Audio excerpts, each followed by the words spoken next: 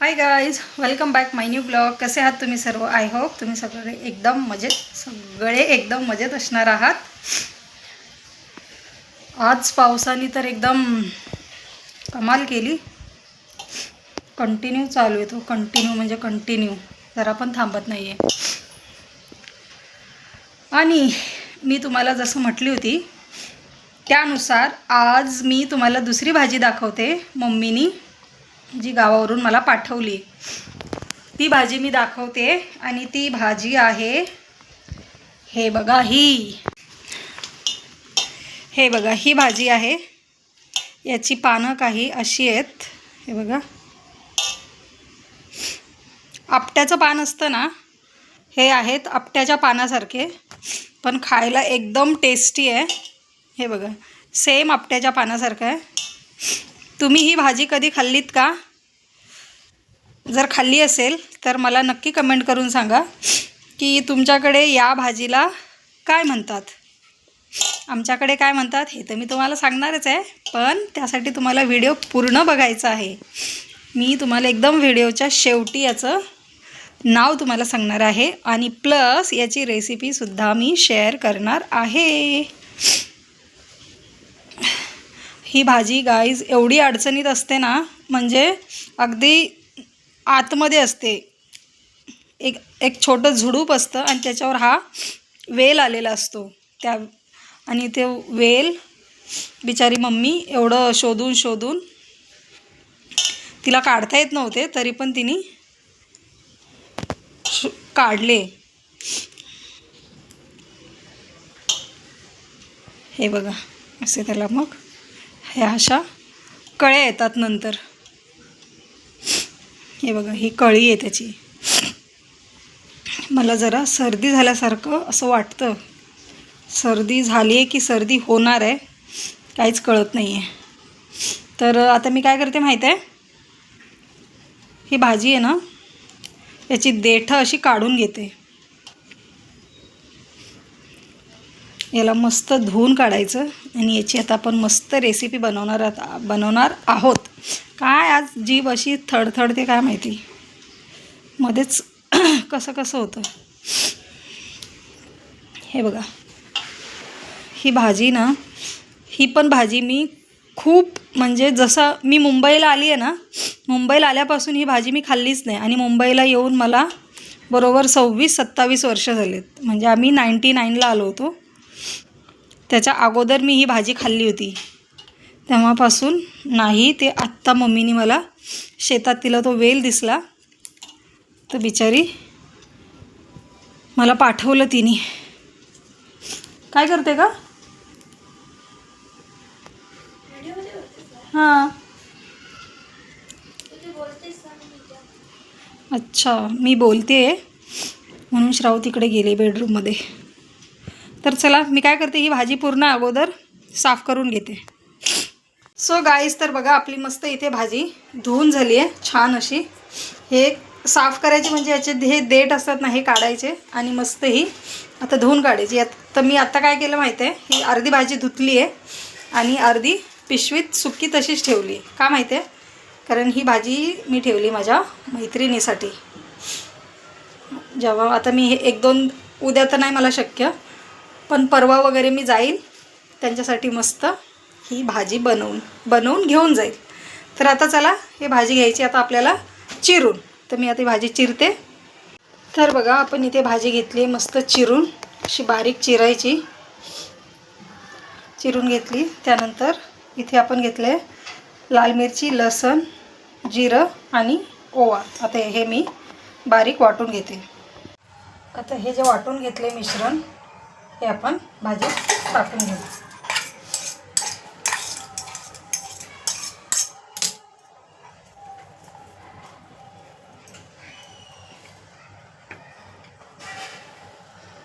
पूर्ण हे टाकून घ्यायचं आहे आणि टाकायचं यात गव्हाचं पीठ आणि दुसरं टाकायचं आहे ज्वारीचं पीठ आणि थोडं टाकायचं आहे बेसन.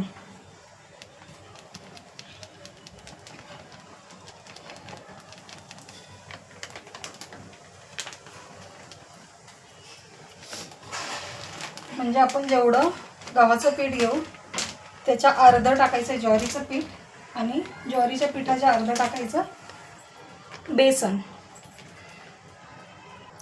आता टाकूया मीठ चवीनुसार, जेवढं आवश्यक आहे तेवढं टाकूया आपण याच्यात मीठ.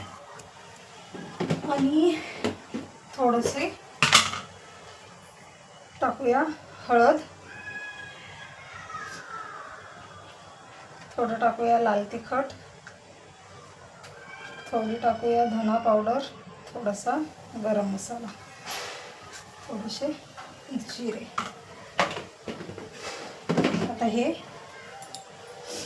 छान असं मिक्स करून घ्यायचं.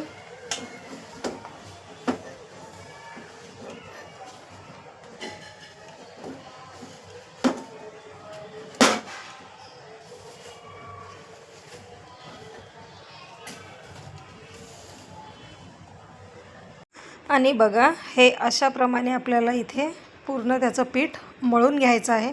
जास्त घट्ट करायचं नाही आणि जास्त पातळही करायचं नाही, नॉर्मल असं करायचं आहे. म्हणजे चपाती लाटतो ना आपण त्यापेक्षा थोडंसं हलकं घट्ट पीठ करायचं, जेणेकरून त्याचे जे आपण मुटकुळे बनवणार आहोत ते व्यवस्थित आले पाहिजे. तर हे बघा हे असे आपण याचे मुटकुळे तयार करून घेणार आहे. काही काही लोक छोटे छोटे करतात, काही लोक, मी आता छोटे करते, पण गावी हे जे आहेत ना मुटकुळे हे भरपूर मोठे मोठे करतात. कारण कसं आहे ना, गावी 1-2 खाल्ले की पोट पॅक होतं आणि एकदम हे हेल्दी आहे, त्यामुळे काही टेन्शन नाही आपण कितीही जरी खाल्लं तरीसुद्धा.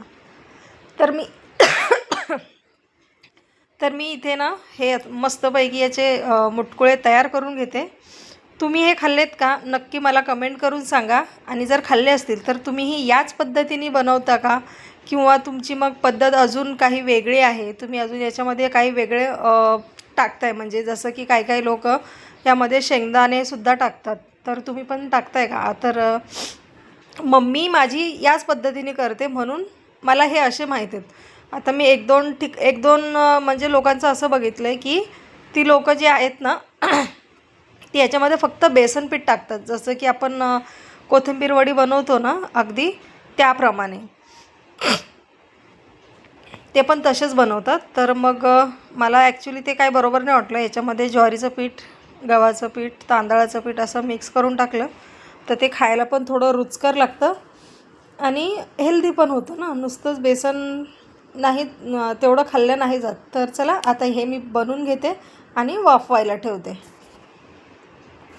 तर अशा प्रकारे आपण इथे मस्त गॅसवर पाणी गरम करत ठेवलं होतं मी, आणि त्यामध्ये हे ऑलमोस्ट म्हणजे भरपूर मी बनवून ठेवले होते. आणि त्याच्यामध्ये आता परत जे उरलेले काही 2-4 आहेत ते ठेवते आणि याला मस्त असं झाकून घ्यायचं, सगळीकडून कवर करून घ्यायचं, याची वाफ नाही जाऊ द्यायची आणि याला छान असं उकडून घ्यायचं. आणि हे बघा इथे मस्त ते उकडलेले आहेत. हे तुम्ही जास्तीत जास्त किती उकडू शकता माहीत आहे, जास्त वेळ नाही लागत याला.